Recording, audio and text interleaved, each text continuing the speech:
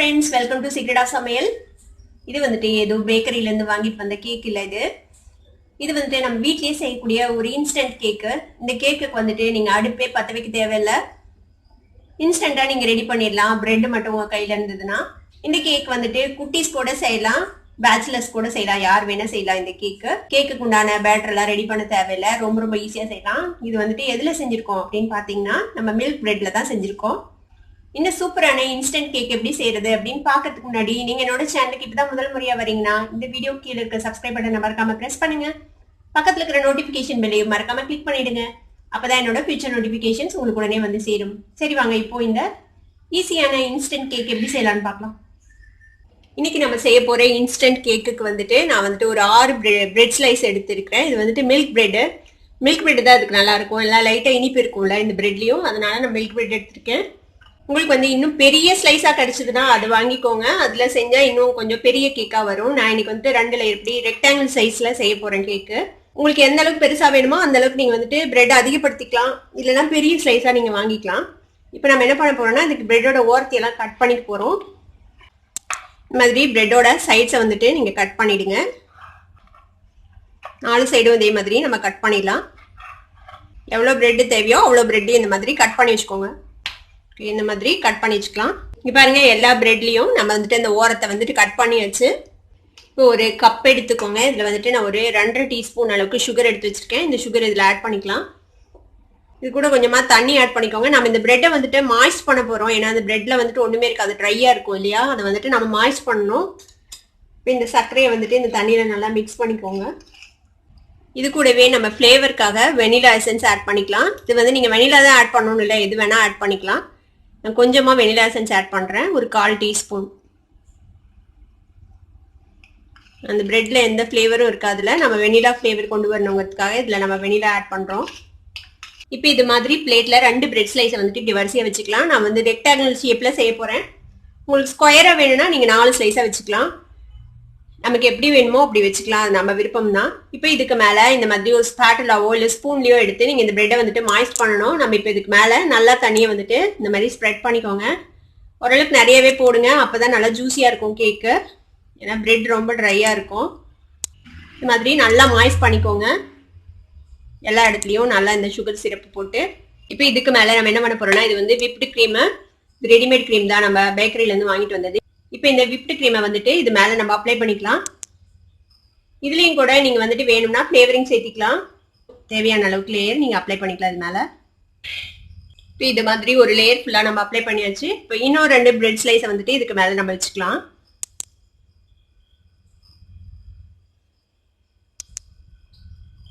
இப்போ இதுக்கு மேல திருப்பியும் நம்ம இந்த பிரெட்டையும் மாய்ஸ்ட் பண்ணணும்.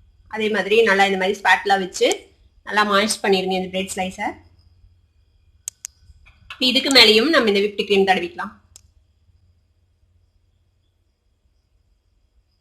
இதுக்கு மேல திருப்பியும் இன்னொரு 2 பிரெட் ஸ்லைஸ் வச்சுக்கலாம்.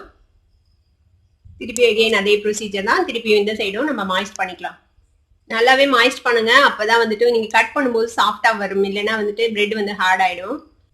நல்லா மாய்ஸ்ட் பண்ணீங்கன்னா நல்ல ஜூஸியா இருக்கும், நல்ல ஃப்ளேவரோட இருக்கும், இந்த வெனிலா ஃப்ளேவரோட. இதுக்கு மேலேயும் நம்ம வந்துட்டு கிரீம் வச்சு லெவல் பண்ணிடலாம். இது ஓரளவு கரெக்டா லெவலா வர மாதிரி பாத்துக்கோங்க.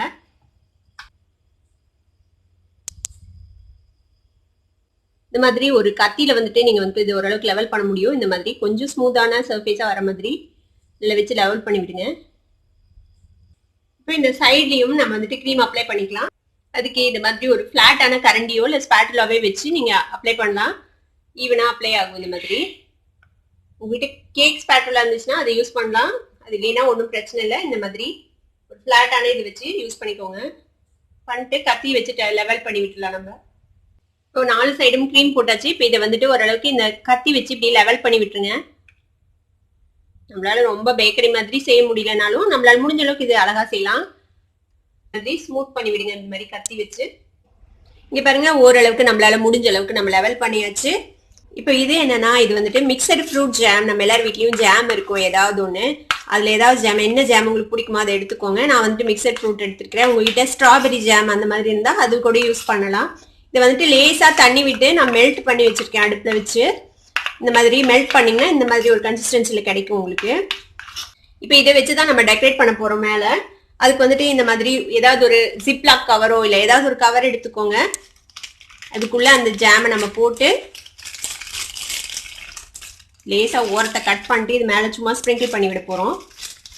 பிறகு இந்த மாதிரி ஒரு டம்ளர்லயோ இல்ல ஏதாவது ஒரு கப்லயோ இந்த மாதிரி அந்த டிப் வந்து கீழே இருக்கிற மாதிரி பார்த்து இந்த மாதிரி கவர் வச்சுக்கோங்க. இப்போ இதுக்குள்ள நம்ம இந்த ஜாமை போட்டுடலாம்.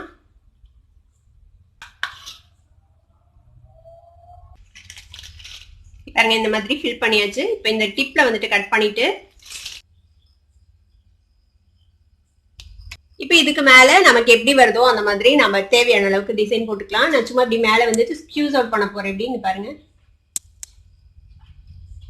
இந்த ஓரத்துல வந்துட்டு கொஞ்சம் எச்சா போடலாம். இந்த கீழே கொஞ்சம் இதாச்சுன்னா நல்லா இருக்கும் கேக்ல.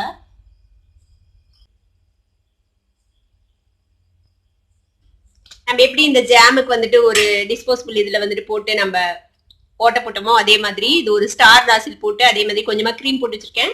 நான் வந்துட்டு இதுல ஒரு டிசைன் போடலாம். ஒரு பூ டிசைன் மாதிரி போடலாம் சிம்பிளா.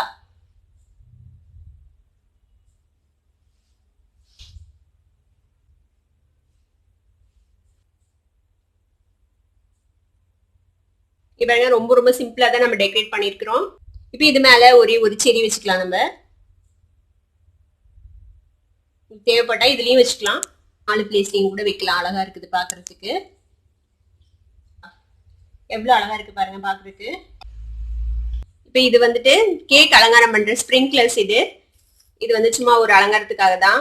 எல்லாம் சும்மா டெக்கரேஷனுக்காக தான் நம்ம போடுறோம். நீங்க இதுல ஏதாவது இல்லைன்னா நீங்க அதை விட்டுட்டு நீங்க உங்களுக்கு எப்படி வருதோ அந்த மாதிரி நீங்க டெக்கரேட் பண்ணிக்கலாம். இதையும் நமக்கு எப்படி தேவையோ அந்த மாதிரி நம்ம போட்டுக்கலாம்.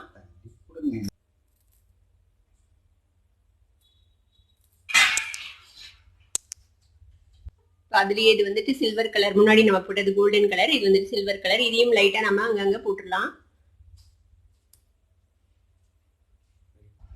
இங்க பாருங்க எவ்வளவு சூப்பரா நம்ம ஒரு இன்ஸ்டன்ட் கேக் வந்துட்டு ரெடி பண்ணிருக்கோம். இது வந்துட்டு இன்ஸ்டன்டா மேக் பண்ணது பிரெட்ல இருந்து அப்படின்னு சொன்னீங்கன்னா நீங்க சொன்னா கூட நம்ப மாட்டாங்க. அவ்வளவு சூப்பரா இருக்குல்ல பாக்குறதுக்கு. இப்போ நம்ம இந்த கேக்கை வந்துட்டு கட் பண்ணி பார்ப்போம். பாருங்க எவ்வளவு ஈஸியா கட் ஆகுது பாருங்க. நம்ம வந்து பிரெட்டை வந்துட்டு மாய்ஸ்ட் பண்ணியிருக்கோம். அதனாலதான் ரொம்ப ஈஸியா உங்களுக்கு வந்துட்டு கட் ஆகுது.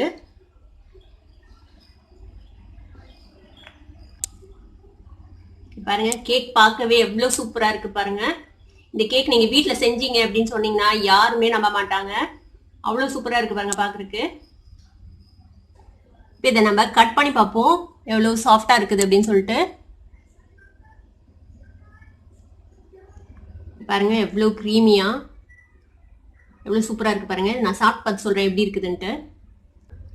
ரொம்ப ரொம்ப சூப்பரா இருக்குது. இது வந்து பிரெட்ல செஞ்சது அப்படின்னு சொல்லி நீங்க சொல்லனா தவிர யாருக்குமே தெரியாது. அவ்வளவு சூப்பரா இருக்கு.